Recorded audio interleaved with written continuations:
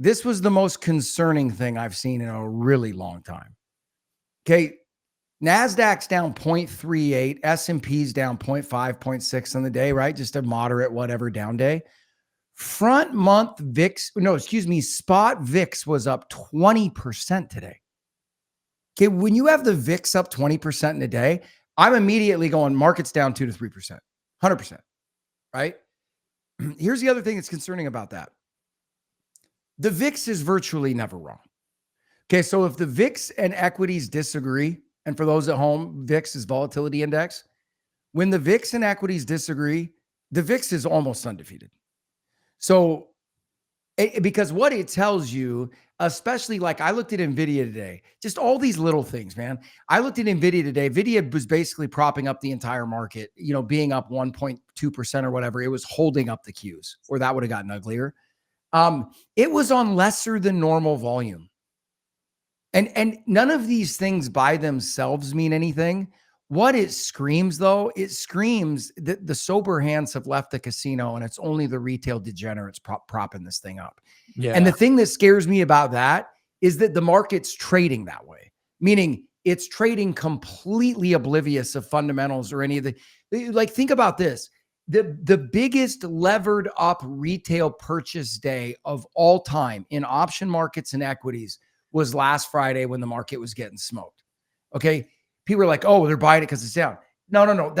Again, it reeks of retail degeneracy because just because a market is down 2.5% does not mean it's attractive. Right. No. And when you see people blindly pushing money in like that on a day where the market is down, these are just, again, these signs, all these waypoints and markers that I'm pointing out on their own don't mean much. You put them together, and like I was telling you off the air, I will just be shocked if you are not somewhere like 5 to 10% lower on the indexes inside of a week or two. I was watching, talking to Zach Abraham, Chief Investment Officer, Board Capital, 60 Minutes. Sorkin was on there. Did you see that? Yep. I didn't see the whole thing, but I know his. But he's like, look, he's like you. He's like, do I think we're going to 1929 or something? No, but does it give every indication that we're going to have a real pullback at some point in time? Because we are everything, like you said, the patterns don't lie. Yeah. It may not happen when it happened last time, but every pattern tells you exactly this is what's going to come next. When might be next week, might be a month from now, but something's coming. Yeah. And look, the most frustrating part about it to me, and I think that we are very close to that end, meaning, again, it doesn't mean 50, 60% losses. Okay. But if you're up 10% over a 5-year period of time where inflation's going up by 5 to 6% a year, you just got killed. That's the equivalent of a 50% loss on a purchasing power basis. Right? So the other most frustrating thing about this is there's so much other good stuff out there that is fundamentally sound, and everybody's packed in to the exact same car, right? It's like these like the FANG stocks and the NVIDIA and the AI and all that. It's like a clown car. Yes. Right? Where you got like 15 dudes packed inside the whole thing. Meanwhile, you look over next to you and your buddy's all alone in an ESV Escalade, just looking at you going, hey, dude, hop in. I got captain's chairs in the back. They got the vibrators. We got the back seat, monitors. You can watch this. Boy, that sounded weird, didn't it? Vibrators, but it's vibrating massaging seats is what I meant. It's all good, man. But and that's the people. And then you hear people going, and this one cracks me up. Yeah, I hear you. I just look at gold and that thing's just got to collapse. And I'm sitting there going, wait, hold on a second. You have an automobile manufacturing company called Tesla trading at 260 times earnings. We got 130% debt to GDP and deficits that are 6% of our entire economy. And you're worried about the price of gold? Yeah. Well, okay. To me, I think gold's doing exactly what it should. And I don't think gold's going up. I think gold's getting re-rated. Right. Yeah. So it's like, it's saying, hey, we'd forgotten about gold. The idea that gold has doubled in the last 14 years. Think about that. People are like, oh, gold's run really far. It's doubled in the last 14 years. Like, look at crypto. Look at the stock market, right? Go down the list. Go look at housing prices. What hasn't doubled or more in the last No doubt. 13 years? Most things have much more than doubled, I right? traded gold when it was virtually you couldn't give it away. Oh, yeah. Oh, you $200 an ounce, man. I Yeah, remember when I those was back days. in when I was trading both the physical and on, the exchanges, it's $198 an ounce, 205 an ounce. I mean, it was nothing. It would I move $20 one day. You're like, "Oh my god, it's just crazy." Couldn't even imagine that 20 plus years later, it's gonna be 4,000. You're like, "What?" Well, and then people are like, it's gone too far. And I go, dude, just go look at national debt. Yeah. Go look at the deficit. Go look at all those things. Go look at M2. Go look at all these other things. And then realize that I think what's happening, well, I don't think. There's a couple things driving gold. First and foremost, the world has changed, and most people do not realize it, especially if you're not in the investment world. And to be fair, a lot of investment professionals don't use it. For the first time, or they're not paying attention to this either, but for the first time, and really since the Marshall Plan was rolled out after World War II, for the first time, central banks have to diversify and guard against their own dollar overexposure. They just do, right? Like they have to. And how do you hedge the dollar? There's no other currency you can hedge it with, No. right? So what do? The only way to hedge it is gold. Yeah. Well, it's been around for millennia. There's a finite amount of it. And there's always, since I was a youngster, that's the place that you flee to protect yourself. The hedge, Yep. the netting that will catch you if you get over and you look like you're going to spin out on your trapeze. It's that net. Yep. And it the whole idea of it is that it defends purchasing power over time. Here's the other thing. We're just launching this new, and again, I'm not trying to pitch our wares here, but no, it's just I see these retail portfolios come in. We've got this new hedging strategy that we can basically hedge an entire portfolio using 1% of the portfolio. And we've ran these like I call them projections, but they're not projections because we use real market data from the past, right? Over periods of time. You're running through this. Yeah, we're running models with actual market data that's happened. And what we're finding is that with this basic hedging strategy, it typically chews away about 2 to 5% of your net return. So let's say you've got a portfolio that otherwise would be up 20%. We would expect that portfolio to be up somewhere between 18.5 to 19.25%. Okay, so very little overall cost, but it cuts the average drawdown in half, right? It's just a simple option caller that we can put on any portfolio. Now, we have stuff inside of our portfolios, like this recent, we're at a new all-time high on our portfolio on the day. The stock market's 3 or 4% off an all-time high because we've got internal hedging, right, that we do. But we will even overlay this on some of our, more conservative portfolios. And we back test that. Like during COVID, that portfolio would have been up like 14% that year and would have been down like 4% in the COVID drawdown when the market was down 36. My point is this. There are so many ways out there, other types of stocks you can diversify into, gold, silver, diversification tactics, mixing in international, and then layering in these hedging strategies. And look, we're sitting there going, hey guys, if we're wrong, let's build you a portfolio that benefits from this market going even more insane. Yeah. Okay, but let's do it with a net underneath us that almost costs you nothing. Right? And it like I said, costs you about 2 to 5% of your annual gain. So it makes a 20% gain, a 19% gain, but eliminated about 47% of drawdowns. And, there's all kinds of ways to protect against what is looking, and it looks like it's coming down the pipe right now. I'll throw another one at you. So, like I said today, I can't still wrap my head around spot VIX is up 20%, stock market's down 0.5%. Leading into that, over the last 2 weeks, you had a record 6 days of the volatility index going up while the stock market was going up too. That's never happened. Here's what that typically means. It typically means, again, the smart money is buying defense and running out of the casino.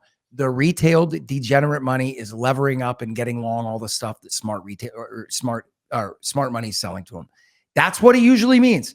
And it, like I said, it's not always right, but I cannot remember a time when it wasn't. We're talking Zach Abraham, Chief Investment Officer, Bull Capital. When you say the retail, the degenerate, I just think to myself, these people have no idea. You're playing against the house, and the house is about ready to flip the script on you, and you think you're doing well, and you think you're you're Tudor Jones, and you're out there running around. I'm going to do all these things, and they're about ready to say you got served. Yeah, and there's really tough lessons from this. Look, that's one of the most dangerous things about environments like this is they breed overconfidence. And why is that a problem? I'll tell you a classic story for the benefit of the league. You've heard a million of these, and you've probably experienced them and seen them yourself, so it won't be news to you. But I remember a time we back in 2017, and the volatility index, the VIX, you'll hear me refer to it's like an oil pressure reading on your instrument gauges in your car, right? It doesn't always you can get bad readings, but it's giving you an idea how the engine's running, and it's a very important part of the engine. And back in 2017, a bunch of short volatility ETFs came out, and volatility got slammed. I mean, the VIX had a 9 handle on it at one point. Just insane, right?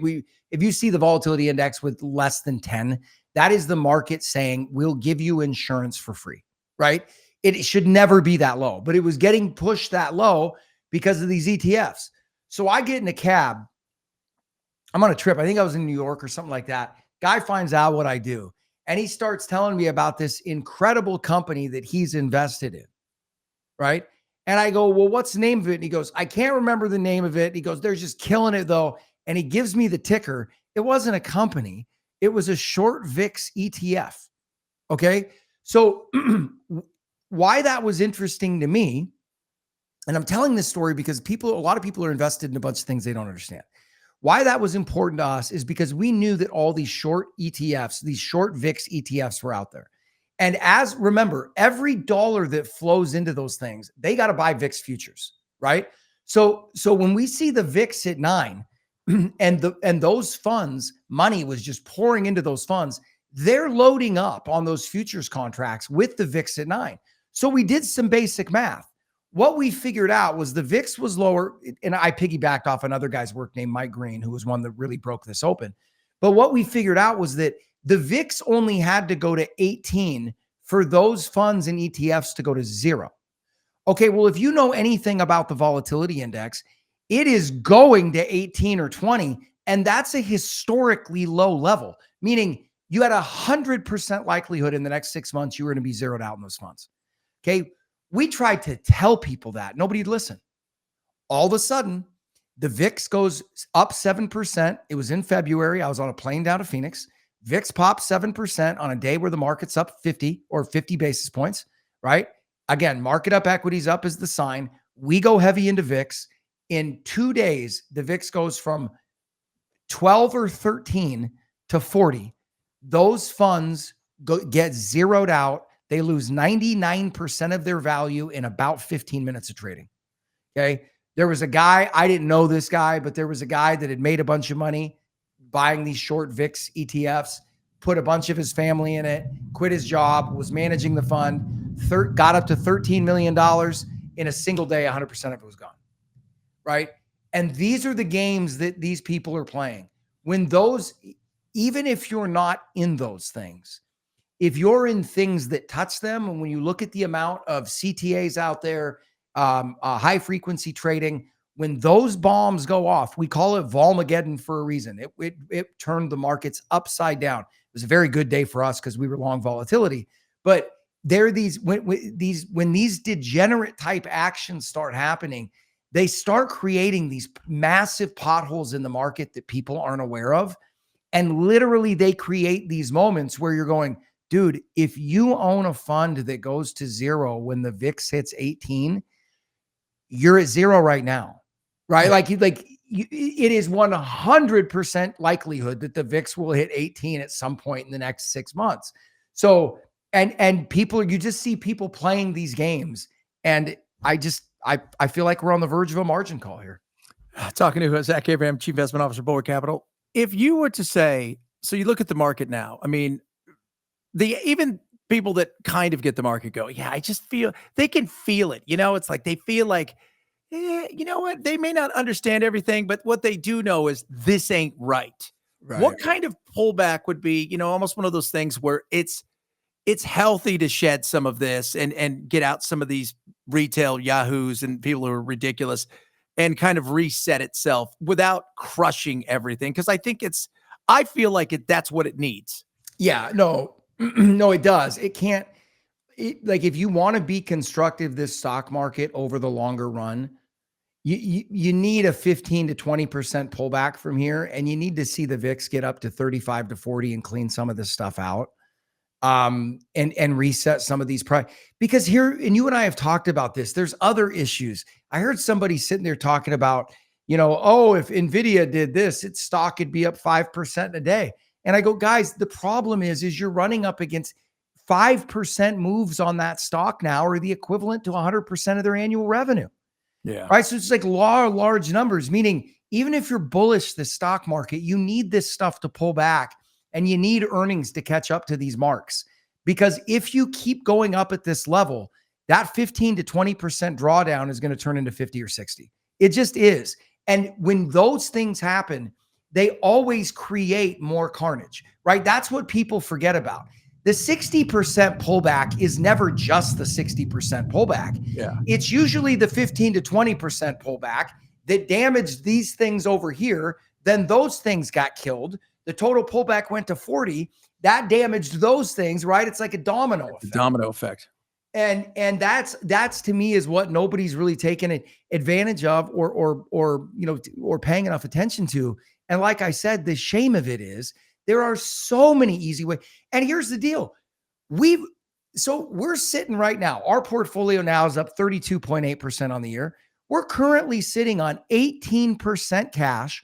Our biggest position is gold miners. We're long volatility and short Tesla. That's not an overly exposed portfolio, and we're still beating the market by 20%. So my whole thing is, I think you're at a place, and I don't know this, I can't guarantee any of this, but I think you're at a place where you can be long the right stuff. You can own protection against the scary stuff. If something bad happens, you're going to be okay. But if the market keeps going up, you're going to be great too. So I just see a bunch of risk taking without any upside, and they don't need to be doing it. They just a simple hedging strategy, some simple diversification. The other reason why a lot of people aren't doing it, Chad, is because they've literally made too much money. So they own Apple, Microsoft, Nvidia. They own these massive positions, and they don't want to take capital gains. Great. Let's sell some calls against the position so you can get some tax advantaged income, right? You don't have to pay cap gains on it. We'll put an option caller on there that guarantees you can't lose more than 10 to 12% on the overall position, regardless of what happens. And you sleep good at night. And none of those things are going to limit your upside to any significant way, right? And so that's what's killing me is people passing up on these obvious and very cheap, reasonable ways to protect against this massive downside risk. And it's really cheap to do so right now. So we'll see. But I mean, right now, I will tell you that unless you get some kind of shakeout and things smooth out, this market cannot continue on like this. And unless a big announcement comes out or something like that, I will be shocked if you're not 5 to 10% lower at some point in the next 2 weeks. Crazy. Talking Zach Cameron, Chief Investment Officer, Bulwark Capital. People want to reach out to you because they go, oh my God, I need some of that. What do they do? Yeah, bulwarkcapitalmanagement.com, knowyourriskradio.com. We don't put a big sales pitch on you. We'll show you that simple. I think that hedging strategy costs 25 basis points. The one that chewed like 5% off your upside and cut the losses in half. And there's a bunch of stuff like that we do. So yeah, we're not going to try to twist your arm, but look, please call us before you lose 30% as opposed to after. Yeah. You know, absolutely. Right on, brother. Yeah. Good talking to you. We'll do it again next week. All right, man. Thanks for having me. Fun as always. Investment advisory services offered through Trek Financial LLC, an SEC-registered investment advisor. The opinions expressed in this program are for general informational purposes only and are not intended to provide specific advice or recommendations for any individual or on any specific security. Any references to performance of securities are thought to be materially accurate, and actual performance may differ. Investments involve risk and are not guaranteed. Past performance doesn't guarantee future results. Trek 24308.